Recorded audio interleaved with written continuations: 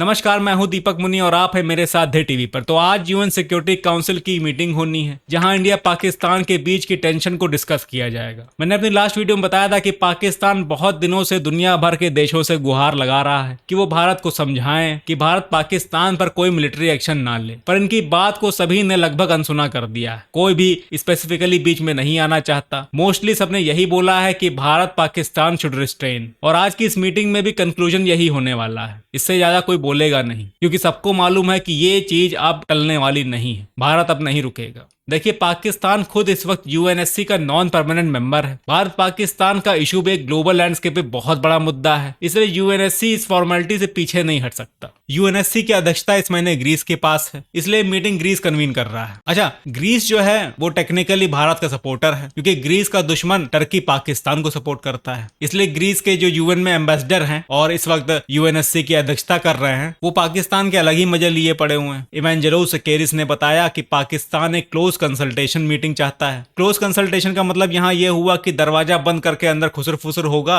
और इसकी कोई भी इंफॉर्मेशन बाहर नहीं आएगी। किसी को कुछ भी पता नहीं चलेगा कि पाकिस्तान ने अंदर क्या कहा, किस तरीके से कहा, क्या बताया, कितना बताया, कुछ भी पता नहीं चलेगा। बस 15 मेंबर्स होंगे जिनके सामने पाकिस्तान अपनी बात रखेगा। इनफैक्ट पाकिस्तान के जो रिप्रेजेंटेटिव होंगे वो किस लहजे में बात किए होंगे। खैर, इससे कुछ होने वाला नहीं है, क्योंकि अंदर बैठे लोगों में ज्यादातर भारत के सपोर्टर हैं या फिर न्यूट्रल पार्टीज हैं, बस एक चाइना को छोड़कर। अच्छा, अध्यक्ष महोदय ने चुटकी ली और कहा कि हम रीजन में बढ़ने वाली टेंशन से कंसर्न है, क्योंकि 2 बड़े देश इसमें इन्वॉल्व हैं। ऑफ कोर्स भारत पाकिस्तान से बहुत बड़ा है। अब देखिए, इनका ये जो लास्ट स्टेटमेंट है ना, सब कुछ कह गया। देखिए, दुनिया जानती है कि पाकिस्तान भारत के सामने ज्यादा लंबा नहीं टिकेगा, इसलिए इशारों इशारों में कह जाते हैं कि बयाना हैसियत देखकर ही लेना चाहिए। कल टाइम्स ऑफ इंडिया में भी एक आर्टिकल पब्लिश हुआ जिसमें लिखा था कि अगर वॉर हुई तो पाकिस्तान भारत के सामने 4 दिन यानी कि 96 घंटे से ज्यादा नहीं टिक पाएगा, क्योंकि इनके पास उतना लड़ने के लिए असला गोला बारूद ही नहीं है। और ऐसा नहीं है कि इनके पास होता नहीं है, बस सिचुएशन ऐसी है कि इस वक्त नहीं है। वो कहावत होती है ना, सर मुड़ाते ही ओले पड़ने लगे, कुछ वैसी ही कहावत है इनके साथ। अब देखिए हुआ क्या, रशिया यूक्रेन के बीच वॉर चल रहा था,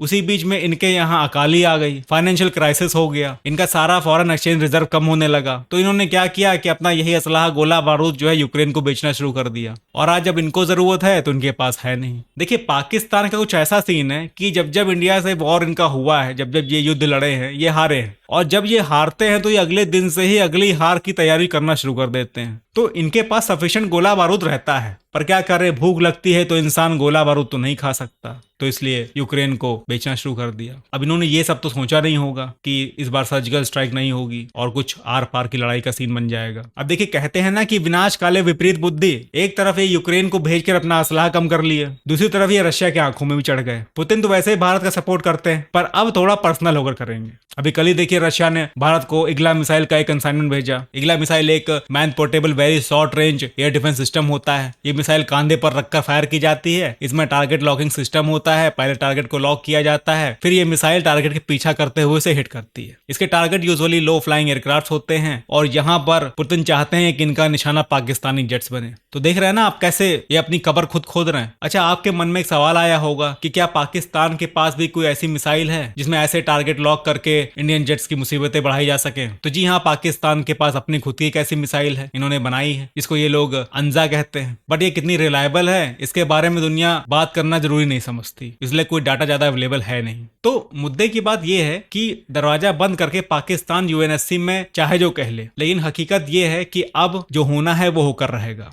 कल हमारे डिफेंस मिनिस्टर राजनाथ सिंह जी ने भी बोला कि भारत पाकिस्तान को मुंह तोड़ जवाब देने के लिए तैयार है। इसके अलावा कल पीएम से फिर से एयरफोर्स चीफ और नेवी चीफ मिले। तो फील्डिंग सेट हो रही है, तैयारियां पूरी हो चुकी हैं, बस एक गो अहेड सिग्नल का इंतजार है। चलिए मिलते हैं और अपडेट्स के साथ, तब तक के लिए जय हिंद।